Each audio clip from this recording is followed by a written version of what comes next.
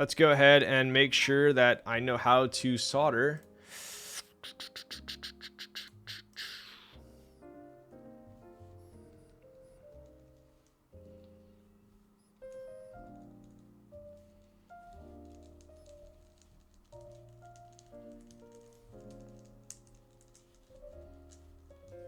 Very, very scientific, methodical way of doing this. And looks good. Cool. How did the build go? Oh, wait.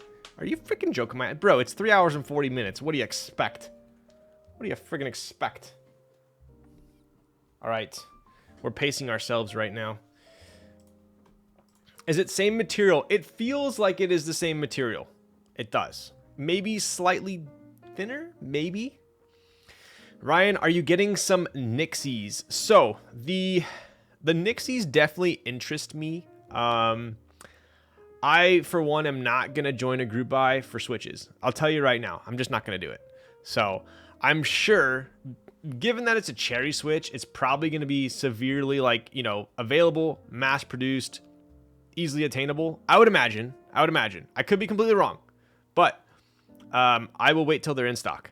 Me personally, if you know you're going to want Nixies and you know, I mean, I just personally, I'm not going to join a group buy for Switches, but if you know that you 100% want Nixies, then, I mean, I don't see any downfall of joining the group buy if you don't mind waiting, not having your money, but I'll wait till they're in stock. First batch of Switches always the best once the mold is fresh.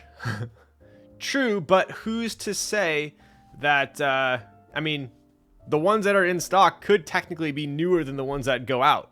You never know. Like, for instance, they could make 100,000 Switches. Who's to say the first 50,000 aren't going to be the ones set aside for in stock, and then the second 50,000 aren't the ones that are going out? You never know. The price is a bit rough, is it? How much are they per Switch? Are you going in on the Corsa? I already have a Vita. The Corsa definitely interests me. I would say it interests me for sure. But given the fact that I think the Matrix 3.0 is probably going to resell around GB price, I'm also going to wait on the Corsa, I think. That is my logic. I'll wait till it comes out, see how it is. I don't want to say I got burned on the 3.0, but I got the 3.0, wasn't a huge fan, and essentially sold it, I think, for GB price. Maybe a little more. Or decent. I forgot how much. I mean, I feel like once they come out, they're going to go for GB price. I think. Who knows? But I'm at a point now where anything that is not like a... If it's a GB and it's an unlimited GB, I'm just going to wait until they deliver. But if it's like a raffle or something like that, and it's a board I really want, then I'll join. Does that make sense? It's on a case-by-case basis whether I join a GB or not.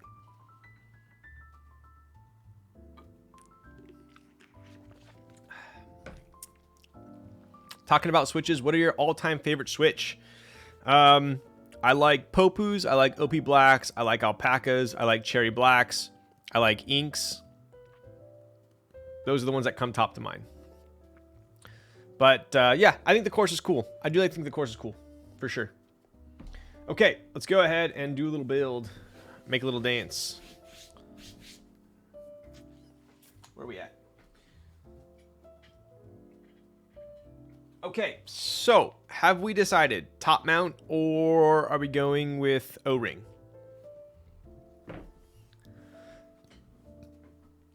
Yo, what's up, Trunk Weasel? Off topic, but how did you come to meet Scott from Slander? That is, I guess it's not too long of a story. Top mount. Okay, cool. I'll tell you the story while I'm mounting this to the top of the case. So, Slander is Derek and Scott. If you're not familiar, they are... It's actually pretty dope because they very well could have produced music that I didn't like. And then they'd be my friends, so I'd want to go to their shows, but I wouldn't really, like, I'm just so fortunate that the music that they produce, I genuinely love. So I think it's like a double whammy. Like, they're my friends, and they also produce music that I like, right? So I think that's pretty cool. But Derek and Scott went to UCI. So that's UC Irvine. And Derek from Slander was my brother's big bro. And Derek and Scott were both in the same fraternity as my brother. So they obviously were very close. My brother was roommates with Derek. My brother moved to San Jose. I moved in. So now I was roommates with Derek for a while. They were kind of just getting popular when my brother was roommates with them. And then when I was roommates with them, they were already pretty established, right? Then at one point, Derek was like, he was literally home for like 1 weekend out of the month. And he's basically like, hey, bro, like, we're just traveling too much, playing too many shows. I'm going to move to LA to be closer to the airport. So that's when he moved out. I obviously stayed friends with them. And then they've basically brought me to so many shows, hooked me up so many times. They're some of the most gracious, giving people I've ever met. Just genuine, straight up guys. They have zero ego at all. Like, absolutely none. The most normal, genuine guys you'll ever meet. And you would never think that they're famous, right? And I obviously got into keyboards, and I thought, oh, I know they're gamers, right? So I DM'd Derek, and I was like, hey, if you are ever interested in a keyboard, I'd love to build you one, like kind of at least small type of a repaying of what you've given me over the years.